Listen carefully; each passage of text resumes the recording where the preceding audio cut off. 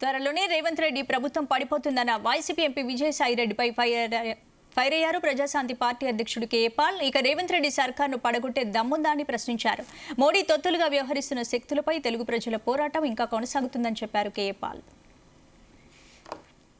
YCP MP Vijayasai Reddy పార్లమెంట్లో మాట్లాడిన మాటలు అందరినీ ఆశ్చర్యం కలిగిస్తుంది. ఆయన బీజేపీ స్పోక్స్ పర్సన్ మోదీ తొత్త అని. తెలంగాణ కాంగ్రెస్ గవర్నమెంట్ కొద్ది రోజుల్లో 2-3 నెలల్లో పడిపోద్దా? నీవా పడగొట్టేది? దమ్ముందా నీకు?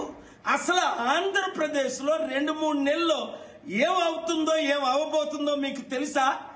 ఏ రోజైనా 5 సంవత్సరాల అధికారంలో ఉండేటప్పుడు స్పెషల్ స్టేటస్ గురించి ఫైట్ చేశారా?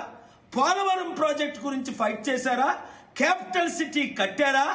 కోటి నిరుద్యోగులకు ఉద్యోగాల గురించి ఏమైనా కంపెనీలు తీసుకొచ్చారా?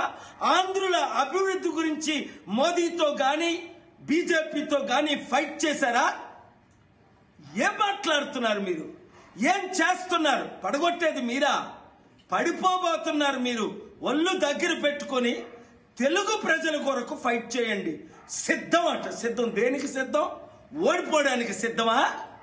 సర్వనాశనం చేయడానికి సిద్ధమా?